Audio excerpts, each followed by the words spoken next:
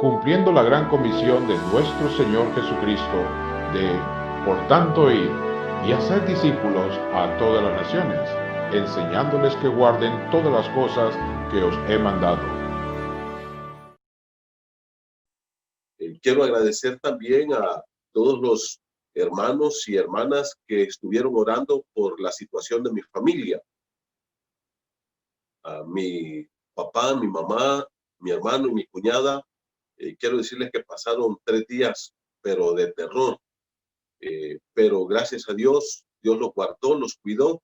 Y realmente, hermanos, ellos están vivos solo por la gracia y la misericordia de Dios, porque Dios escuchó nuestras oraciones, la suya y la mía, y Él los protegió y los cuidó. Pero quiero agradecerles toda su protección al Señor. Él nos dio ese cuidado que tanto necesitaban. A usted quiero agradecerle por su apoyo, sus oraciones. Mis padres ya están conmigo acá en Tegucigalpa y gracias a Dios ellos están muy bien. Esta noche, queridos hermanos, vamos a continuar nuestro estudio en el libro de Juan, capítulo 18 y Juan, capítulo 19.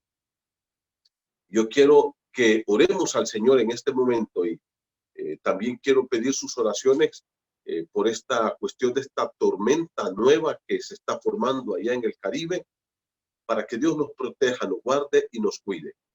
Yo quiero invitarle para que usted cierre sus ojos y vamos a orar.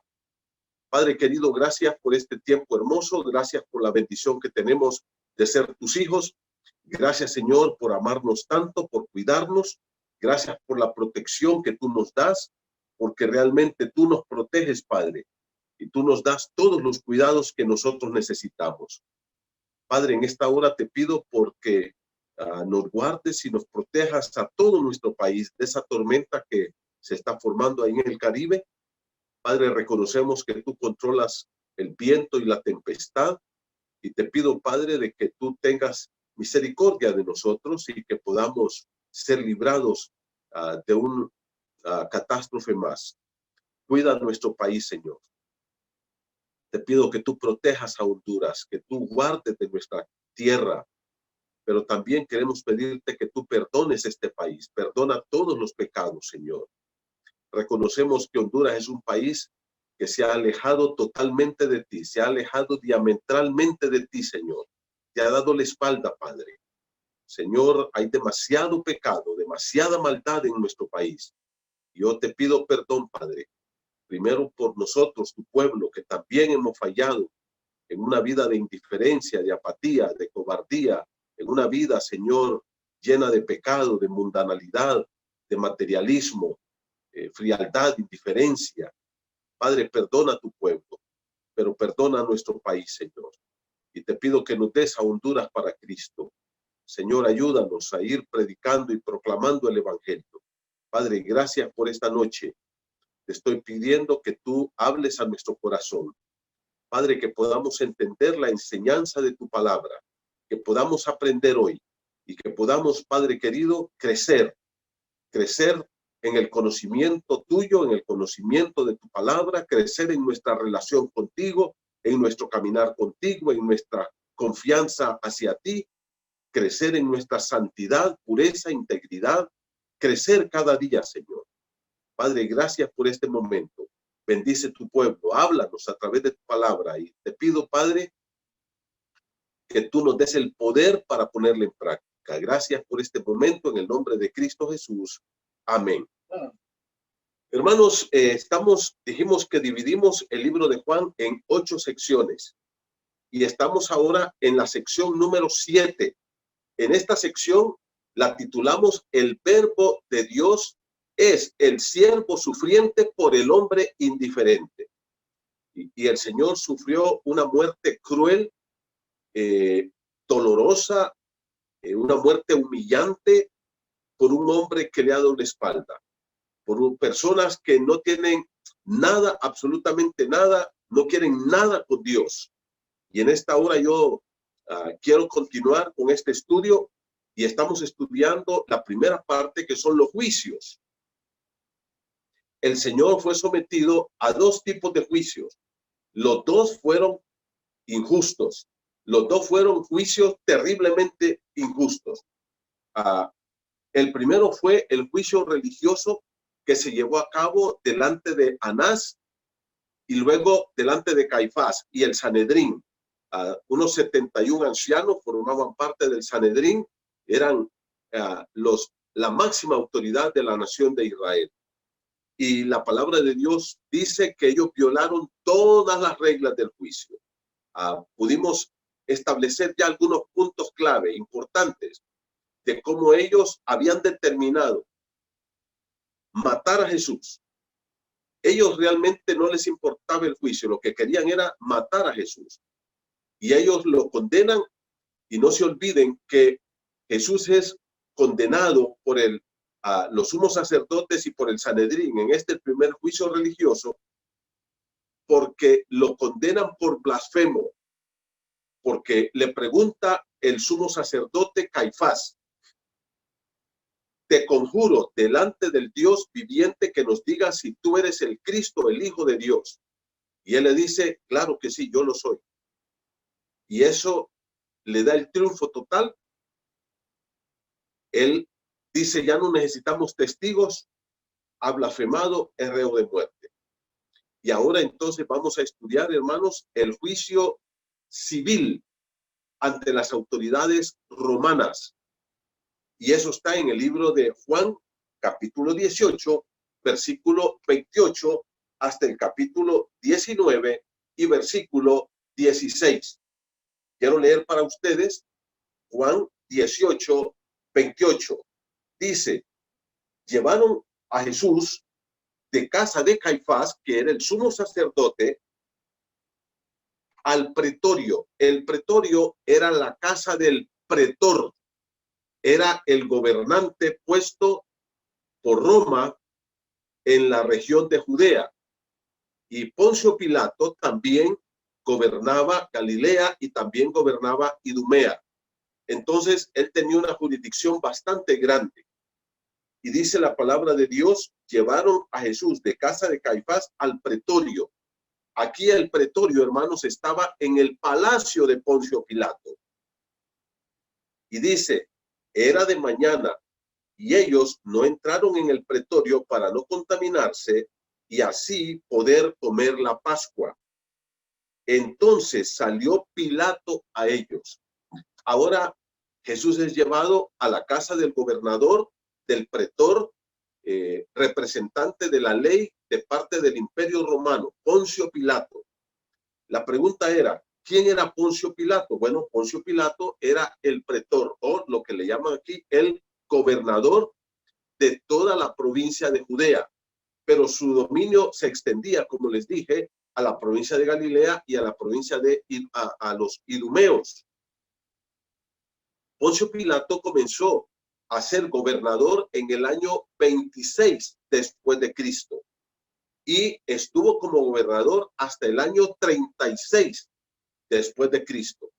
Probablemente Pilato muere el año 37 después de Cristo.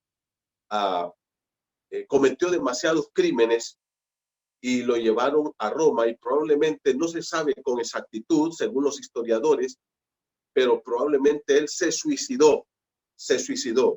Él fue nombrado procurador o pretor ahí por Tiberio César. Tiberio fue el sucesor de Augusto César, y Tiberio lo nombra a él, a Poncio Pilato, y era un hombre terrible. Las relaciones de Poncio Pilato como gobernador o pretor con los judíos no fueron nunca buenas, hermanos.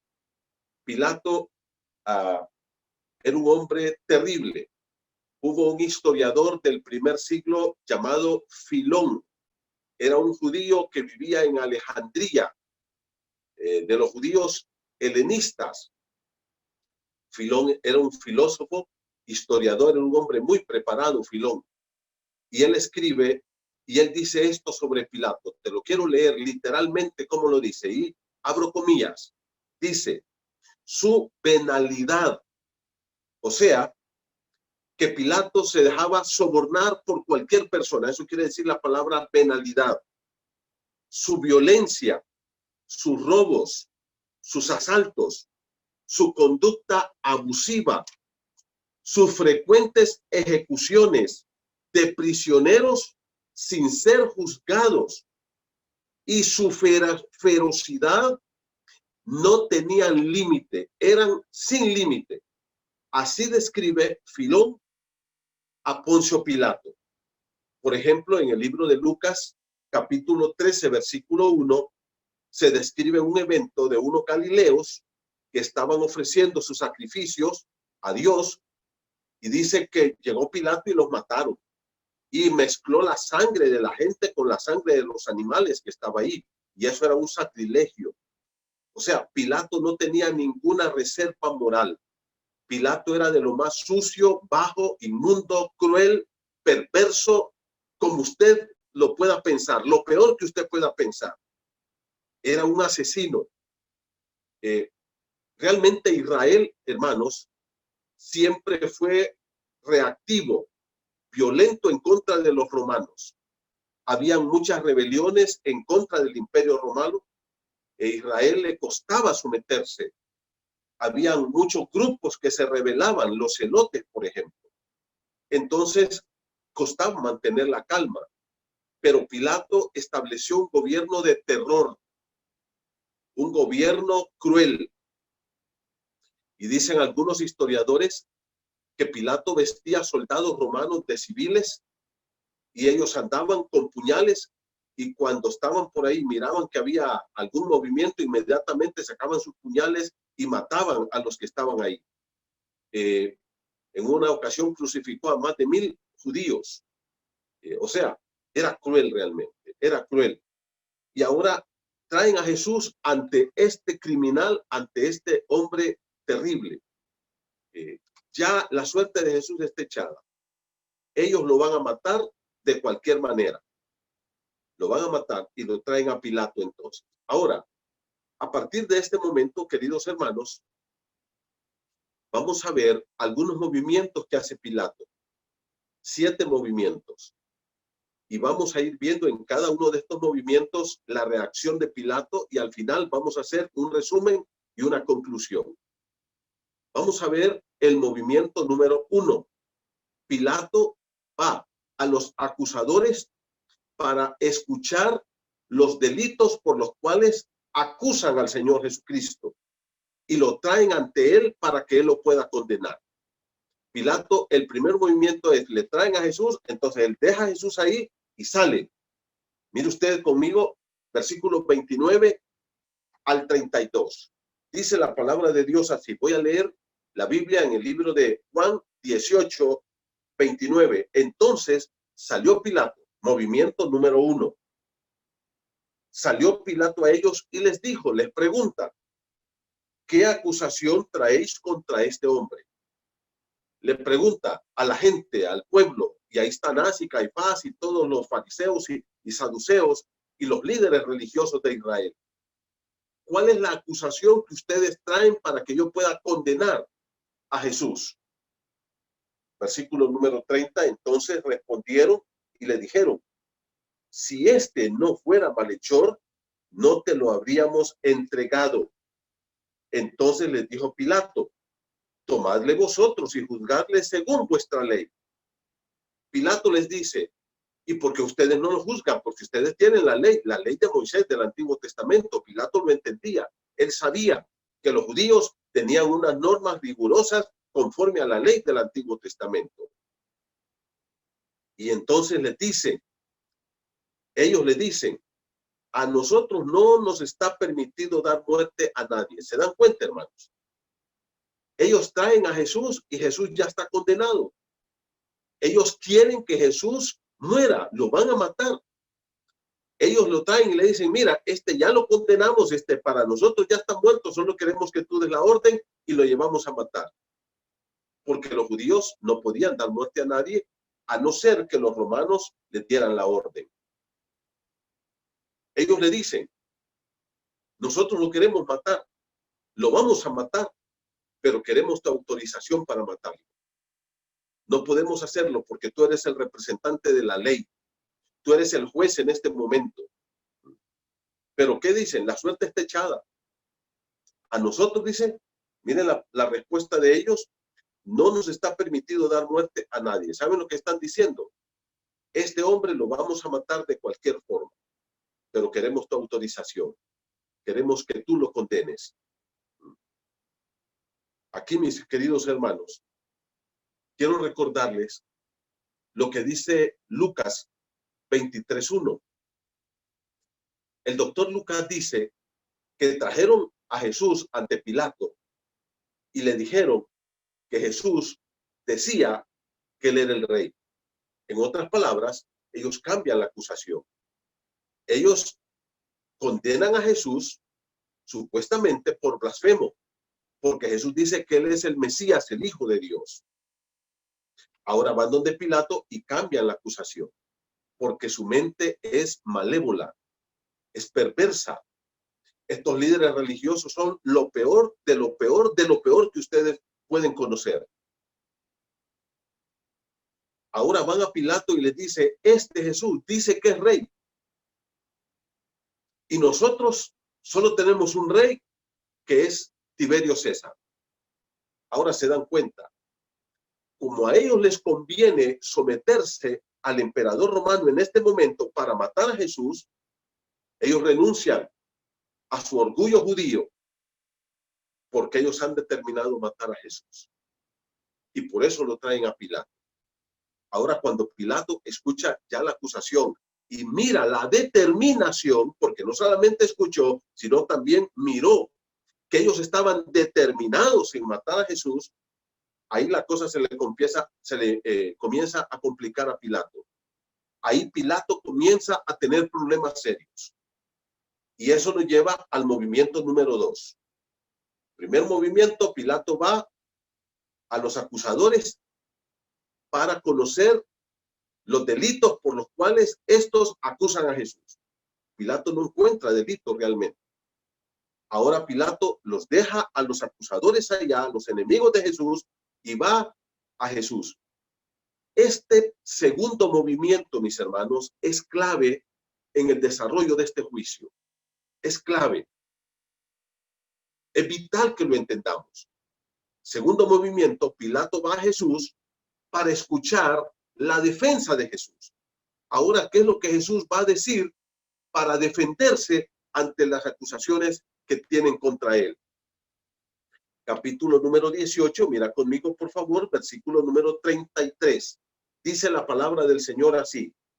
Entonces Pilato volvió a entrar en el pretorio y llamó a Jesús y le dijo, aquí ahora Pilato le dice, mira, allá te están acusando de que tú estás promoviéndote como rey en Israel. Le pregunta, ¿eres tú el rey de los judíos? ¿Eres tú el rey de los judíos? Ahora Pilato lo que quiere es, quiero escuchar tu defensa. Esa es la acusación que tienen aquellos acusadores en contra de ti. Ese es el delito por el cual te acusan. ¿Qué tienes que decir sobre esto? Y le pregunta, ¿eres tú el rey de los judíos? Miremos la respuesta del Señor Jesucristo. Versículo número 34. En esta respuesta de Jesús, el Señor Jesús quiere llevar a Pilato, mis queridos hermanos, a una autoevaluación. Porque mi problema no es lo que diga la gente. Mi problema es qué es lo que yo pienso en mi relación con Dios. Dios me va a juzgar a mí por lo que dicen aquellos. Dios me va a juzgar a mí por mi posición delante de Él. Ahora Jesús quiere llevar a Pilato a ese punto. Deja aquellos. ¿Cuál es tu opinión? ¿Qué dices tú de mí? Y mira lo que dice el Señor. Leo para ustedes el versículo número 34. Jesús le respondió, ¿dices esto por ti mismo o te lo han dicho otros de mí? ¿Te das cuenta? Me encanta cómo Jesús actúa. Me fascina. Jesús le dice a Pilato, ¿Cuál es tu opinión? Tú me estás preguntando si yo soy rey. ¿Es porque tú lo crees o porque lo escuchaste de aquellos? ¿Cuál es tu opinión? ¿Cuál es tu convicción? Y hermano, yo te quiero decir una cosa, mi amigo que me estás viendo.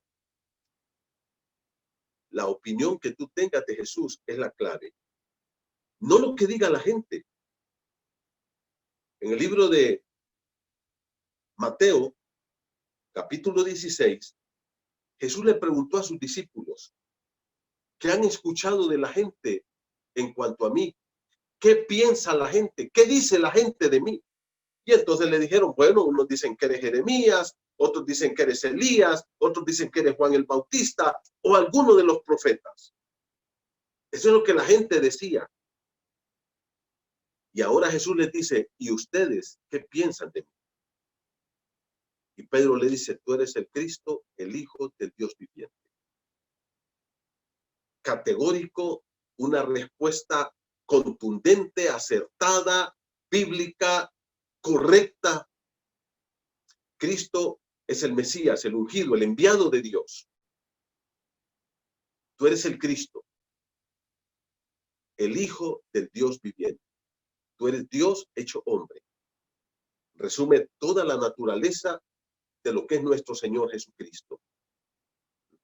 Ahora Pilato recibe esa pregunta de Jesús.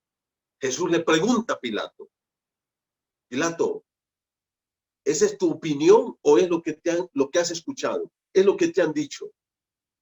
Ahora yo te pregunto a ti, mi hermano, mi amigo que me estás viendo y escuchando, ¿cuál es tu opinión de Jesús? ¿Qué piensas tú de Jesús? Ahora Pilato le responde, yo quiero que mires esto.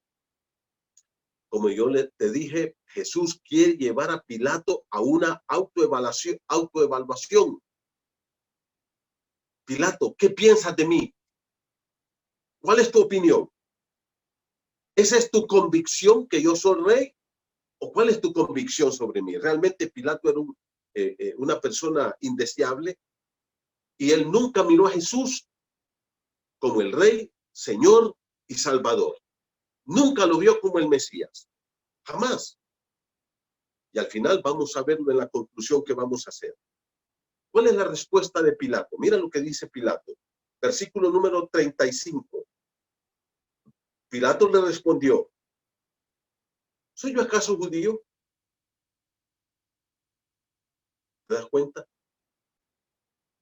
Tu nación, los judíos que están allá afuera, que han venido para acusar a Jesús, para que Pilato lo condene y ellos puedan matarlo, tu nación y los principales sacerdotes, Anás y Caifás, te han entregado a mí.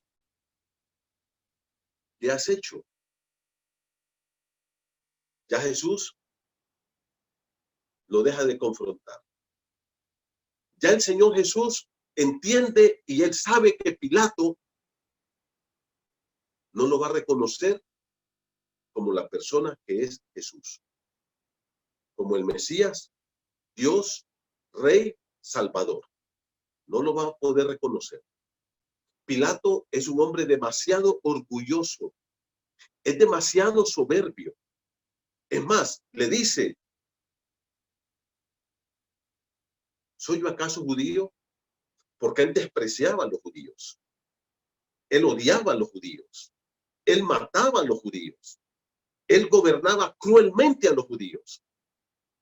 Y él le dice, ¿qué tengo que ver yo con esto? Ahora, mira lo que Pilato está haciendo aquí. Lo que Pilato le está diciendo a Jesús es, tu problema no es conmigo. A mí no me interesa quién eres tú. Tu problema es con tu nación. El problema es entre tu nación y tú. Yo solamente voy a dar un veredicto, un juicio. Pero tu problema lo tienes con aquella gente. El punto ¿es Jesús rey? Esa es la pregunta que está en el ambiente. Esa es la pregunta que no ha tenido una respuesta todavía. Y ahora ustedes van a ver la respuesta del Señor Jesucristo. Versículo número 36. Juan 18:36. Esta respuesta, queridos hermanos, es clave, es contundente, es tremenda. Dice Jesús, respondió Jesús, mi reino no es de este mundo. Si mi reino fuera de este mundo, mis servidores pelearían para que yo no fuera entregado a los judíos. Pero mi reino no es de aquí. El Señor ahora le contesta a Nicodemo de una forma directa. Le contesta y le dice a Poncio Pilato, le dice de una forma directa, yo soy rey. ¿Se acuerdan la primera pregunta que le hizo Pilato? ¿Cuál fue la primera pregunta? ¿Eres tú el rey? La primera respuesta de Jesús es llevar a Pilato a una autoevaluación. Esto lo dice porque tú tienes convicción que yo soy rey o por lo que dicen aquellos. Pilato le dice, a mí no me interesa quién eres tú. Y tú no tienes problemas conmigo, es con tus paisanos judíos. Ellos te han traído a mí. Yo ni tan siquiera soy judío. Yo estoy aquí para dar un veredicto. Ahora Jesús le responde, yo soy rey. Y hermano, yo quiero que miremos aquí algunos elementos clave. Primero, Jesús declara que él es rey. Mira el versículo número 36. Dice el Señor, mi reino no es de este mundo. Él dice, mi reino. Primero, para que haya un reino, tiene que haber un rey. Y él dice, yo soy el rey. Segunda cosa, Jesús dice que él tiene un reino entonces. Todo reino tiene que tener un rey. Ahora, uno de nuestros problemas con las cuestiones del reino es que un reino tiene una autoridad sobre determinado territorio. Pero Jesús aquí aclara una tercera cosa. ¿Cuál es? Jesús declara que su reino no tiene un territorio, sino que es de otra esfera, de otro ámbito. En este momento que Jesús habló y hasta este día, el reino de Jesús es un reino espiritual. No es un reino literal. No es un reino literal. En el futuro, Él va a establecer el reino aquí en la tierra, en toda la tierra. Él regresará y Él va a reinar. Pero cuando habló con Poncio Pilato y hasta el día de hoy, Jesús sigue siendo rey. Él tiene su reino, pero es un reino espiritual. ¿Qué dijo Jesús? Que Él no tiene intenciones. Esto es en cuarto lugar. Jesús no tiene intenciones de implantar un reino geopolítico. Y Él lo dice. Él no tiene intenciones de implantar en ese momento un reino geopolítico. ¿Qué quiere decir eso? Un reino visible donde Él se siente aquí en la tierra en un trono para gobernar este mundo. Él dice, versículo número 36, mi reino no es de este mundo. Y mira cómo dice, si mi reino fuera de este mundo, mis servidores pelearían e implantáramos el reino geopolítico aquí, pero no lo voy a hacer. Pero yo sigo siendo rey y yo tengo un reino. Mi reino es espiritual, no es un reino geopolítico. Y mira, este verbo es en tiempo presente. El Señor está hablando que ya estableció el reino. Él un día, mis queridos hermanos, sí, va a venir y Él mismo va a pelear. En el libro de Apocalipsis, capítulo 20, dice que Jesús viene en caballo blanco y viene con una espada en su boca. Y no es una espada que Él trae puesta ahí y que la tiene sostenida con los dientes. Es la palabra. Su palabra poderosa para derrotar a sus enemigos. Él va a implantar su reino aquí en la tierra y va a reinar literalmente por 1000 años aquí en la tierra. Ahora entonces, mira el versículo número 37, dice, le dijo entonces Pilato, luego, ¿eres tú rey? Ah, le dice Pilato, entonces los judíos tienen razón. Ellos te están acusando y tú me lo estás corroborando. ¿Mm? Y el Señor le contesta, tú dices que yo soy rey. Yo para esto he nacido y para esto he venido al mundo, para dar testimonio de la verdad. Pilato le pregunta a Jesús, entonces ellos tienen razón. ¿Eres tú rey? Y el Señor Jesús se lo confirma. Pero yo quiero que miren este detalle del Señor conmigo. ¿Qué detalle? Él no quiere y no va a ser posible, porque Él no tiene ese plan, de tomar el reino por la fuerza, por la violencia, por las armas.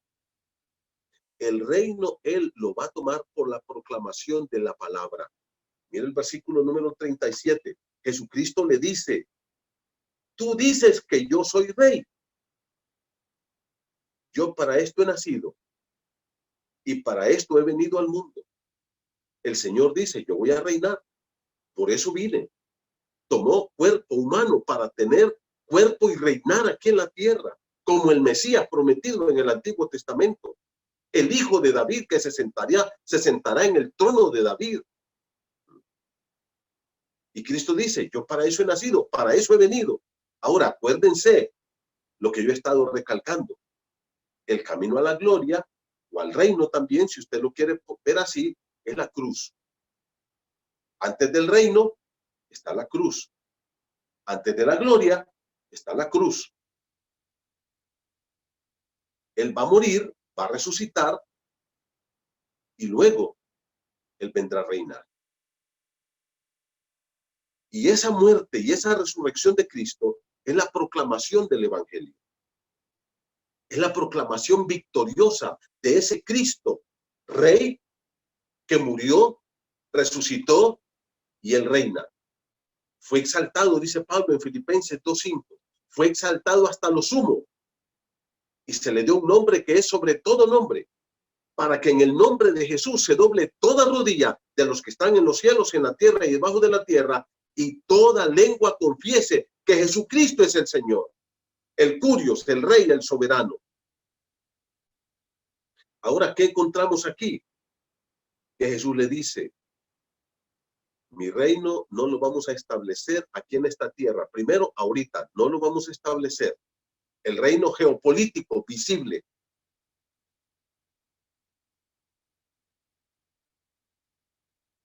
El reino no lo vamos a establecer con violencia, con armas, con odio. El reino lo vamos a establecer con la proclamación de la verdad. Mira cómo dice el versículo 37, para dar testimonio a la verdad. La verdad aquí es Cristo, es la proclamación del Evangelio. Ahora Jesús le dice, ¿sabes cómo vamos a establecer el reino? Con la proclamación de la verdad, con esa proclamación del Evangelio. Y queridos hermanos, lo que Jesús le está diciendo a Pilato es, sí, tú lo has dicho, yo soy rey. Jesús confirma que Él es rey, que sus súbditos entrarán en el reino con Él por creer a la verdad, por creer a su palabra. Y ahora Pilato termina este interrogatorio diciendo, ¿y qué es la verdad? ¿Te das cuenta? Parece que eso de el posmodernismo no es tan nuevo. Pilato le pregunta, ¿y qué es la verdad? Una de las características del posmodernismo de esta era en que estamos viviendo es el desconocimiento de la verdad. Es la incapacidad de conocer la verdad. Pilato dice, ¿y qué es la verdad? Pero tristemente Pilato no espera respuesta. Versículo número 38. Le dijo Pilato, ¿qué es la verdad? Y ahora nos lleva al tercer movimiento. Pero antes de ir a esto, mis hermanos, yo quiero enfatizar lo que Jesús ha dicho en este punto. ¿Qué es lo que Jesús ha dicho? Que Él es rey y que Él tiene un reino, pero que es un reino que no se ve. Es más, la gente, al ver este mundo en esta condición en que está, al ver tanta maldad, al ver tanta criminalidad, al ver tanta violencia, al ver tanto pecado, se pregunta, ¿y dónde está Dios? Y el reino de Dios, porque el reino de Dios no se ve, no es un reino geopolítico, como lo hemos dicho. Allá por los años 70 comenzó a ponerse de moda una teología llamada la teología de la liberación, y fue abrazada por una gran cantidad de pastores, hermanos, sacerdotes católicos, incluso jesuitas especialmente. ¿Y qué era lo que proclamaba la teología de la liberación? Bueno, esta teología de la liberación, hermanos, fue popularizada por un teólogo suramericano llamado Gustavo Gutiérrez. Él comenzó a hacer una relectura de la Biblia a la luz del comunismo. ¿Y qué era la teología de la liberación? El comunismo de Carlos Marx, que le metieron unos versículos de la Biblia. Y entonces hubo sacerdotes, por ejemplo, que dijeron que el católico que no tomaba las armas para pelear en la guerrilla, o por lo menos que estaba del lado de la guerrilla, estaba en pecado mortal. ¿Y qué era lo que ellos decían? Que a través de este sistema de guerras de guerrilla, destronando el capitalismo e implementando el socialismo y el comunismo, esas naciones entraban en el reino. El Señor no está hablando de un reino geopolítico, ni quiso, y Él lo dijo aquí, ya lo leímos, que tomemos las armas para pelear y traer el reino a la gente. No, el reino no viene de esa manera. El reino es otra cosa, mis hermanos. Y el Señor habló de un reino espiritual, y Él dijo, mi reino no es de este mundo. En ese momento y en este momento, el reino de Dios no es geopolítico, no se establece así aquí en esta tierra. Yo no puedo ahora decir que voy a formar un partido político con cristianos, con evangélicos, para llevar a un cristiano, un pastor o quien sea, un apóstol, a ser presidente de la República, y que de esa forma vamos a implementar o a establecer el reino de Dios aquí en Honduras. Eso es una ilusión falsa. Eso es mentira. Quiero decirte, mi hermano, que esos ejercicios ya se han hecho en otros países. Perú fue un ejemplo de esto. Guatemala fue otro ejemplo de esto. Y sabes una cosa, fracasaron. Llevaron algunos líderes evangélicos como presidentes y se contaminaron y se corrompieron e hicieron tan malos gobiernos que algunos de ellos hasta están exiliados, porque no es de esa forma. Dios no quiere una nación teocrática, quiere un hombre teocrático. Quiere que yo viva bajo su reino, que yo sea un esclavo de su reino, que Él sea mi rey y que mi vida, mis pensamientos, mi vocabulario, mis finanzas, mi sexualidad, mis relaciones, mi trabajo, todo lo ponga bajo su autoridad, que Él gobierne mi vida. Eso es lo único que Él quiere que hagamos hoy, que proclamemos el evangelio, la verdad a la gente, para que la gente entienda la verdad del evangelio y se pueda convertir de sus pecados. El tema del reino, hermanos, fue clave, trascendental en las enseñanzas, en el ministerio, en la vida y en la misión de nuestro Señor Jesucristo. Lo repito, el tema del reino fue clave, en la enseñanza, en el ministerio, en la vida y en la misión de nuestro Señor Jesucristo. Pero nunca tomó un arma, tampoco incitó a sus seguidores a tomar armas para establecer el reino aquí en esta tierra. Incluso en el libro de Hechos, después de que él había resucitado ya y que su obra estaba terminada, momentos antes de irse al cielo, los discípulos le preguntan, Hechos capítulo 1, verso 7, Maestro, ¿vas a restaurar el reino de Israel ahora? Ya moriste, ya resucitaste, ya todo está preparado. Ahora te vas a sentar en el trono de David para comenzar el reino. ¿Y qué les dijo Jesús? No. Pero recibiréis poder cuando haya venido sobre vosotros el Espíritu Santo, y me seréis testigos en Jerusalén, en Judea, en Samaria y hasta lo último de la tierra. ¿A qué nos llamó el Señor? No a tomar armas para establecer un reino, no a formar un partido político para establecer el reino en Honduras. Nos llamó a predicar el evangelio, nos llamó a predicar la verdad. El reino de Dios hoy solo se mira en tres áreas, hermanos. Uno, en mi vida personal. Segundo, en mi familia.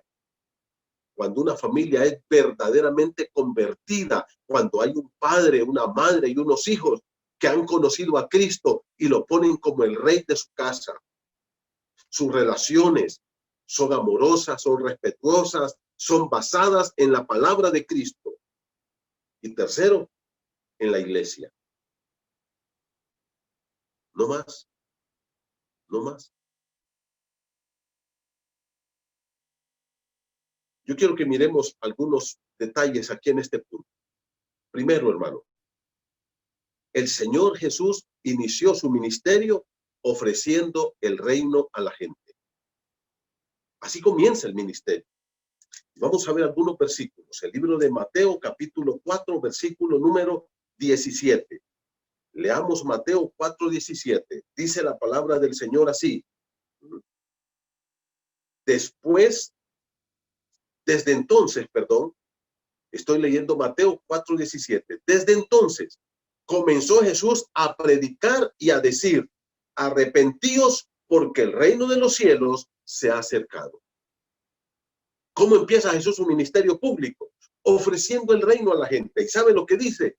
Arrepiéntanse porque el reino de los cielos se ha acercado. Ahora, ¿por qué se acerca el reino? Porque el rey está presente. El rey prometido a Adán en Génesis 3, allá comienza a prometer este rey. Luego se lo corrobora a Abraham cuando le dice a tu simiente. Y dice Pablo, y esa simiente es Cristo. Y luego a David cuando le dice, voy a darte un hijo y de ese hijo se va a sentar en tu trono y va a tener un reino eterno. Salmos 72. Lee el Salmo 72. Es un salmo maravilloso que habla del reino pleno de Cristo. Ahora Cristo dice, ese rey que ustedes han estado esperando por miles de años, aquí está presente ya. Les ofrezco el reino, pero hay una condición, tienen que arrepentirse. ¿Qué es esto? Escuchar la palabra de Dios y tomar una decisión de dejar el pecado y volvernos a él por medio de la fe. Entonces, primero, Jesús inicia ofreciendo el reino. Segundo, Jesús exhortó a todos los hombres a entrar en el reino. Mire conmigo aquí el capítulo 5, Mateo capítulo 5, versículo 20 dice, porque os digo que si vuestra justicia no fuere mayor a la de los escribas y fariseos, no entraréis en el reino. Cristo dijo, los fariseos son buenos y humanamente hablando, aunque eran perversos de corazón, pero tienen una vida recta. Por fuera, ellos por dentro son como sepulcros, pero por fuera ustedes tienen que ser mejores que ellos. Su justicia, su vida, su conducta. Ahora, ¿cómo un humano va a ser mejor que un fariseo? ¿Sabe cómo? Con un corazón limpio. Mateo 5:8. Bienaventurados los de limpio corazón, porque ellos verán a Dios. Mire lo que dice el Señor en el capítulo número 7, versículo 21. Mateo 7:21. Dijo el Señor Jesucristo: no todo el que me dice Señor, Señor, entrará en el reino de los cielos, sino el que hace la voluntad de mi Padre que está en los cielos. Cristo dijo, hay que entrar en el reino. Y así se lo ofreció a Nicodemo en Juan capítulo 3.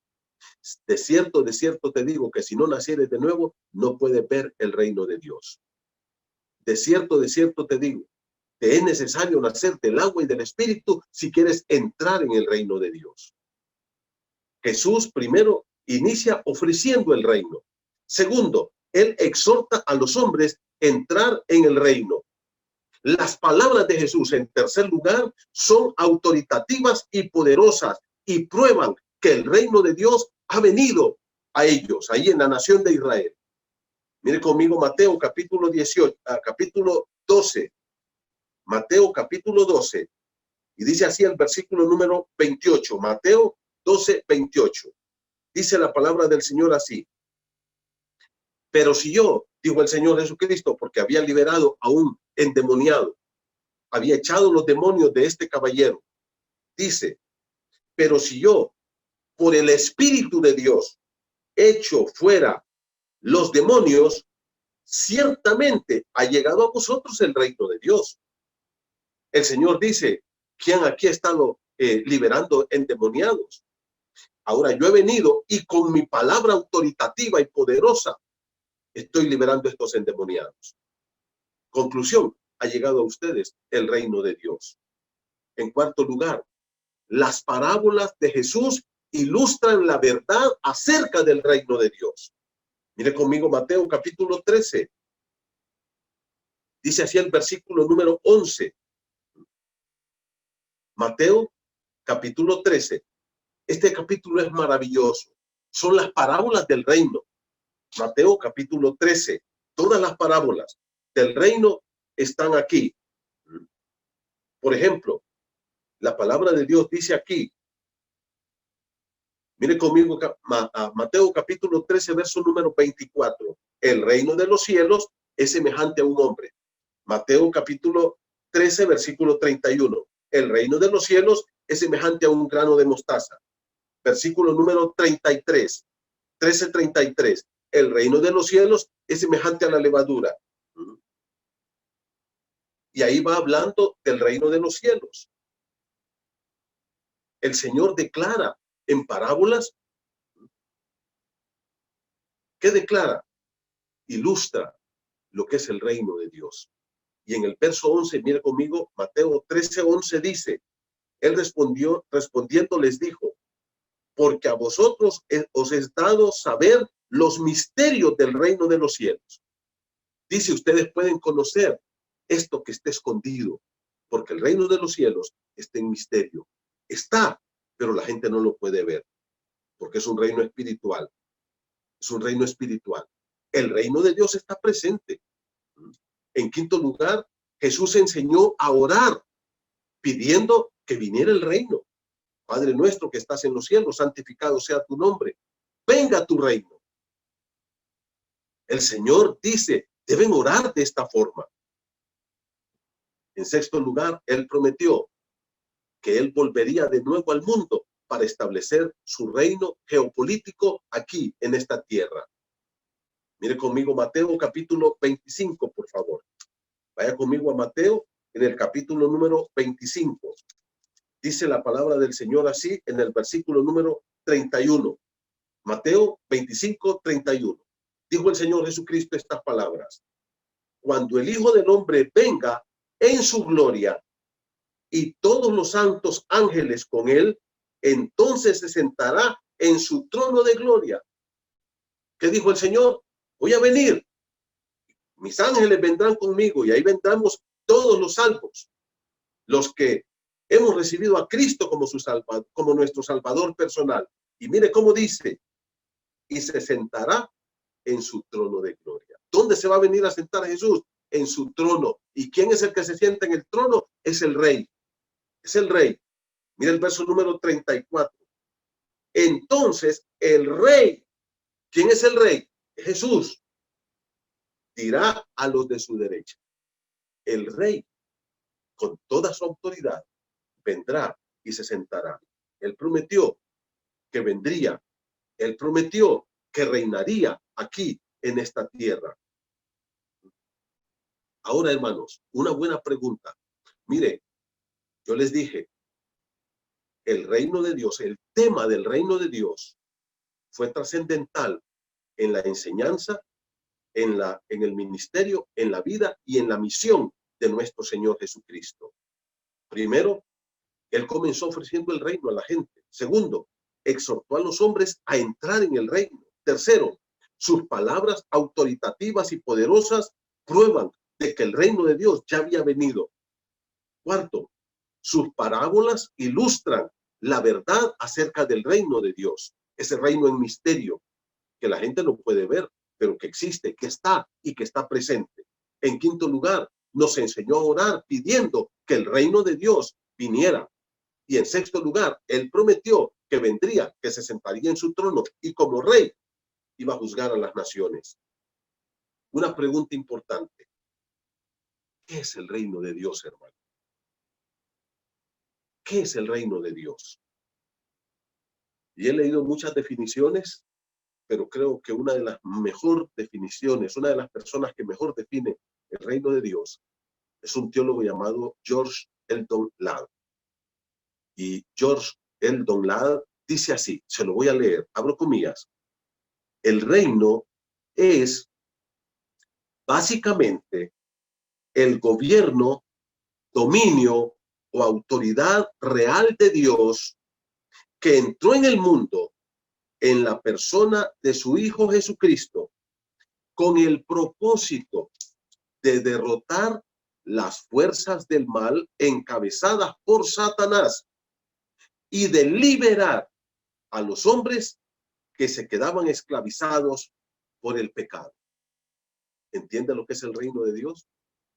Es el poder, la autoridad y el gobierno de Dios que vino a través de su Hijo Jesucristo para tomar la autoridad, derrotar a Satanás y liberar a todos los esclavos del diablo para que fueran súbditos suyos y traerles libertad, perdón, salvación y vida eterna para reinar con él. Pero hermano, tenemos que ponernos bajo la autoridad del rey. Ahora, de esto está hablando Pilato. Y le pregunta a Jesús, entonces eres tú rey. Jesús le dice, sí, yo soy rey. Solo que mi reino es un reino espiritual. Ahora, hermano, Pilato comienza a hacer una serie de movimientos. Primero, Pilato va a los acusadores, primer movimiento, para escuchar las acusaciones. Luego viene a Jesús, le pregunta si él es rey. Ya hemos tenido un estudio bastante a fondo sobre este punto. Luego viene un tercer, le termina preguntando, ¿y qué es la verdad? Y lo deja a Jesús y se hace un tercer movimiento. ¿Cuál es el tercer movimiento? Jesús regresa a la gente. Capítulo 18, vaya conmigo a Juan, capítulo 18, versículo 38 al versículo número 40. Cuando hubo dicho esto, cuando le preguntó a Jesús, ¿y qué es la verdad? Salió otra vez a los judíos y les dijo, no encuentro ningún delito en este hombre. Pilato es consciente que Jesús es justo, que no hay un delito por el cual él deba condenarlo a la muerte. Ahora entonces Pilato, queridos hermanos, quiere quitarse el problema y les dice, mire, aquí tengo un criminal, Barrabás, y se lo voy a entregar. ¿A quién prefieren? Y la gente dice, no, libera a Barrabás y crucifica a Jesús. Qué tremendo. ¿A dónde llega la maldad del ser humano? Eligieron a un criminal. Barrabás era ladrón, asaltante, había matado a un soldado romano y estaba condenado a la muerte. Y ese día fue salvo, porque el pueblo odiaba a Jesús y amaba a un criminal. Y luego entonces Pilato, cuando se da cuenta de que no puede pasar, de que todo está cerrado, todos los caminos están cerrados, hace un cuarto movimiento. Va Jesús. Pilato regresa a Jesús. Y esto nos lleva al capítulo 19, versículos del 1 al 3. Y aquí es donde Pilato muestra su crueldad, la maldad de su corazón. Él es consciente y ya les dijo a los judíos en su tercer movimiento, no hay un delito en este hombre. Les voy a dar a Barrabás. Y la gente dice, no, queremos que mates a Jesús. Pilato entra de nuevo y mire cómo dice. Así que entonces tomó Pilato a Jesús y le azotó. Ahora, ¿por qué lo azota? ¿Por qué lo lastima? Con azotes terribles que cada azote rasgaba la espalda de la persona hasta dejar sus costillas expuestas. Un dolor insoportable. Lo azota con crueldad, lo azota sin delito alguno, sin motivo alguno. Pero no solamente eso, versículo 2, y los soldados entretejeron una corona de espinas y se la pusieron sobre su cabeza. Y no cree usted que se la acomodaron, no, la ensartaron. Las espinas traspasaron el cuero cabelludo de Jesús y Jesús empezó a sangrar. Ya su espalda estaba lacerada, su espalda estaba destrozada por los azotes. Ahora lo escarnecen. Primero, lo azotan. Segundo, lo coronan. Eso hace una burla. Y luego terminan de escarnecerlo. Versículo número 3, y le decían, salve, rey de los judíos. Y le daban de bofetadas. Empiezan a lastimar a Jesús con una crueldad insoportable. Pero esto nos lleva al quinto movimiento de Pilato. Pilato deja a Jesús ya lastimado, herido, azotado, coronado con espinas, burlándose de él, y va de nuevo a la gente. Un quinto movimiento, versículo número 4. Entonces Pilato salió otra vez y les dijo, mirad, os lo traigo fuera para que entendáis que en ningún delito hay en él.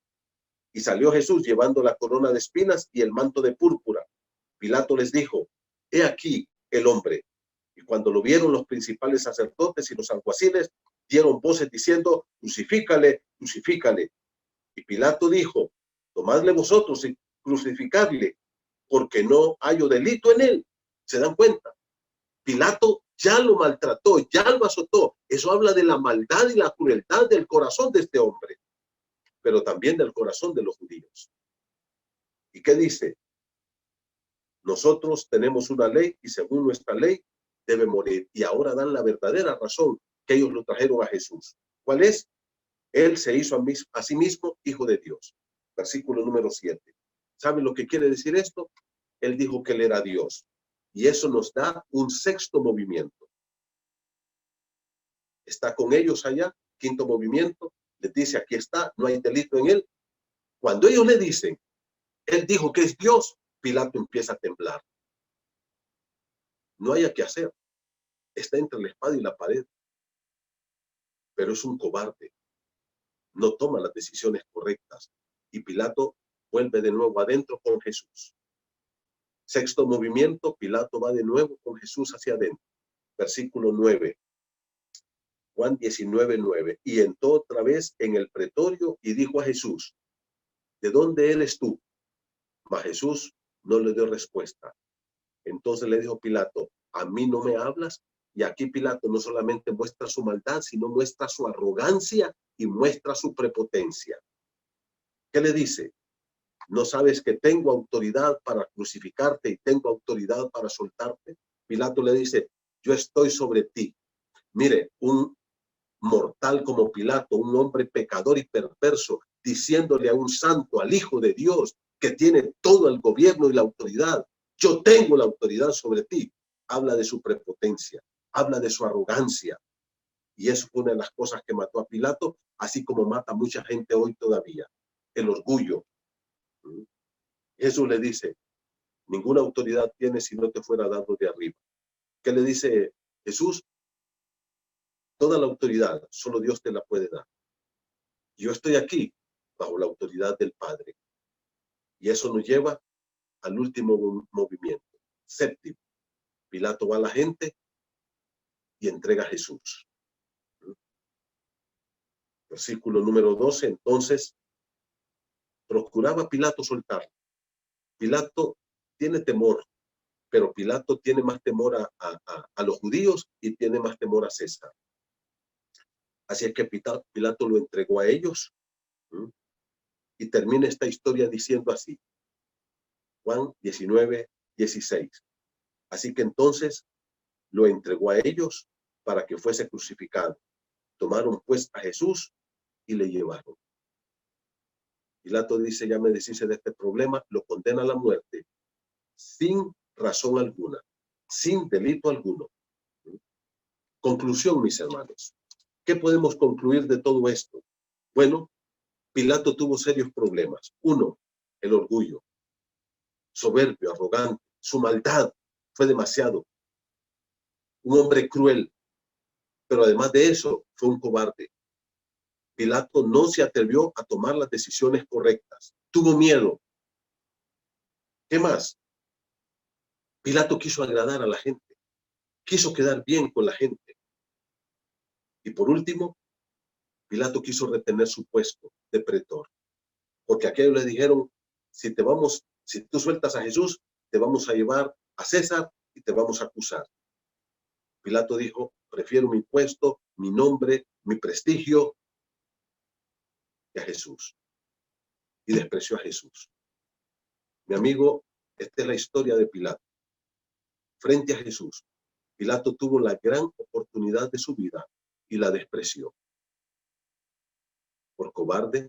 Y sabes una cosa, en Apocalipsis 21:8 hace una lista de pecados que van a llevar al hombre al infierno. ¿Y sabe cuál es el primero? No es fornicación, ni es asesinato, ni es sicariato. ¿Sabe cuál es?